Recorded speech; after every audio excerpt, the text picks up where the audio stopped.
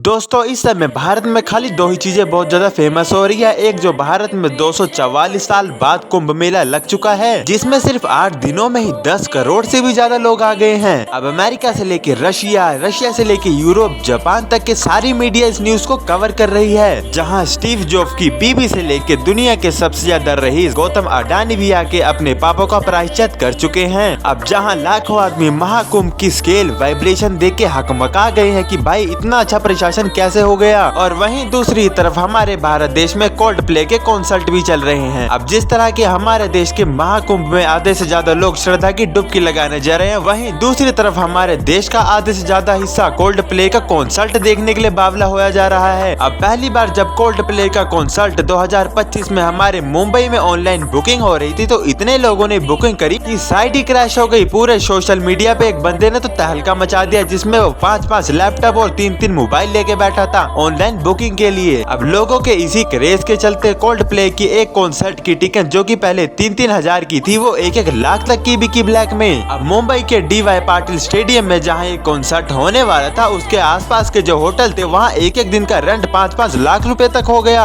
अब अहमदाबाद के जहां नरेंद्र मोदी स्टेडियम है, वहां पर 26 जनवरी को कॉन्सर्ट होने वाला है। उसके आसपास के होटलों ने भी 3-3 दिन के 5-5 लाख रुपए जारी कर दिए। अब ये सब तो कुछ नहीं, मुंबई अहमदाबाद की फ्लाइट की टिकट 3-3 गुना से भी ज्यादा महंगी हो गई है। अब जहां एक तरफ प्रयागराज में दुनिया का सबसे बड़ा महाकुंभ मेला लगा है, और वहीं दूसरी तरफ दुनिया के सबसे बड़े म्यूजिक बैंड का प्रदर्शन होने वाला है। दोनों ही अपनी जगह बिल्कुल सही है, लेकिन महाकुंभ को लेके लोगों के मन में जो श्रद्धा है वो हम आपको एक्सप्लेन नहीं कर सकते। और वहीं दूसरी तरफ कोल्ड प्ले को लेके हमारे देश का इतना बड़ा हिस्सा अगर पागल हो रहा है, तो उसको भी हम एक्सप्लेन नहीं कर सकते। अब ये दोनों ही चीजें हमारे देश के लिए बहुत सही है। इन दोनों की वजह से हमारे देश को काफी रेवेन्यू मिल रहा है। लेकिन अब जो बात मैं आपको बताने जा रहा हूँ, उसको सुनने के बाद आपको समझ नहीं आएगा कि ताली पीटू या फिर अपना सिर पीटू। विदेशी भक्त ग्रुप बना के योगी जी को भजन सुना रहे हैं। विदेशी भक्त आ रहे हैं, ग्रुप बना रहे हैं और जनगणना गा रहे हैं। और कई हफ्तों से ये लोग गंगा जी के किनारे कल्पवास कर रहे हैं। और हमारे यहाँ के यूथ को ये भी नहीं पता होगा कल्पवास का मतलब क्या होता है। इंस्टाग्राम पे कोल्ड प्ले की म्यूजिक डाल के अपने आप को कूल दिखाते हैं, लेकिन कितने ही लोगों को पता होगा कि ब्रह्मा जी के दिन को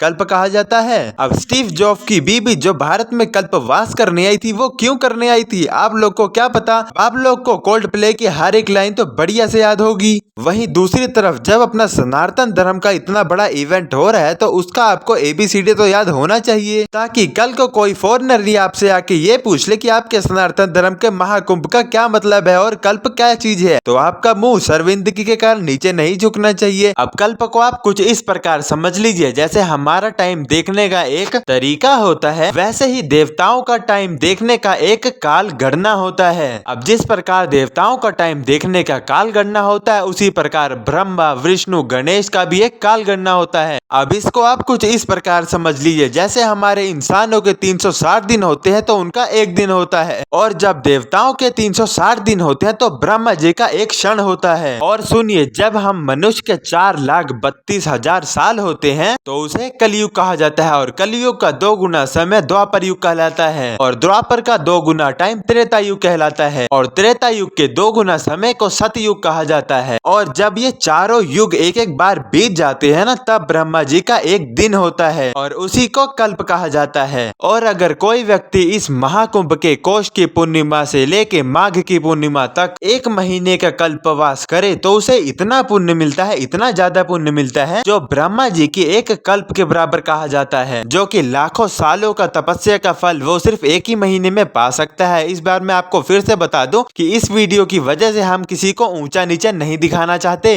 अगर किसी एक काम के लिए दुनिया भर से लोग ट्रैवल करके इतनी दूर से आ रहे हैं, और टीवी पे कुछ लोग अपना देख रहे हैं, तो कम से कम आप इस कल्प नाम के शब्द को जान तो लो, आखिर ये होता क्या है। अब अगर आप एक कोल्ड प्ले के कॉन्सर्ट में जाते हो, अपने दोस्तों के बीच हवाबाजी करते हो, और एक टिकट के लिए 10-10 लाख रुपए तक खर्च कर देते हो, लेकिन वहीं दूसरी तरफ जिस महाकुंभ में एक बार डुबकी लगाने से आपके सालों के पाप धुल सकते हैं, उसके बारे में आप लोग जानना भी गवारा नहीं समझते हो। अब मुझे सबसे बड़ी दिक्कत तो यहाँ ये है कि महाकुंभ जैसे पवित्र स्थान पर इंस्टाग्राम के नचनिया और कुछ यूट्यूबरों ने तो गंद फैला ही रखा है, लेकिन सबसे बड़ा गंद वहाँ मीडिया ने फैला रखा है, जो कि मीडिया ने महाकुंभ को एंटरटेनमेंट बना दिया है। अब यहाँ ये माला बेचने वाली कितनी सुंदर है, वहाँ उस आदमी ने क्या ही तमाशा मचा रखा है। मतलब ये महाकुंभ में स्नान करने और पूजा पाठ करने नहीं आए हैं, तमाशा देखने आए हैं। अब मतलब इनको महाकुंभ में उसी चीज से मतलब है जहाँ तमाशा है। अब महाकुंभ में लोगों को किस भाव से आना चाहिए और किस प्रकार की डुबकी लगानी चाहिए, इस बारे में तो कोई बात ही नहीं कर रहा है, और बात भी कैसे करेंगे इन लोगों को खुद ही नहीं पता होगा। चिंता की कोई बात नहीं है, मैं आपका विशाल, मैं आपको बताऊंगा कि महाकुंभ में किस प्रकार की क्या प्रक्रिया करनी चाहिए। तो अगर दोस्तों आपको मेरी मेहनत पे थोड़ा सा भी शक है तो लाइक सब्सक्राइब शेयर बिल्कुल भी मत करना। तो इस वीडियो का सेकंड पार्ट हमारा कल आएगा, वो भी इसी चैनल पे इसी टाइम पे, तो इंतजार करना, जिसमें हम बताएंगे कि महाकुंभ में किस बातों का पालन करना चाहिए और क्या चीज कैसे होनी चाहिए।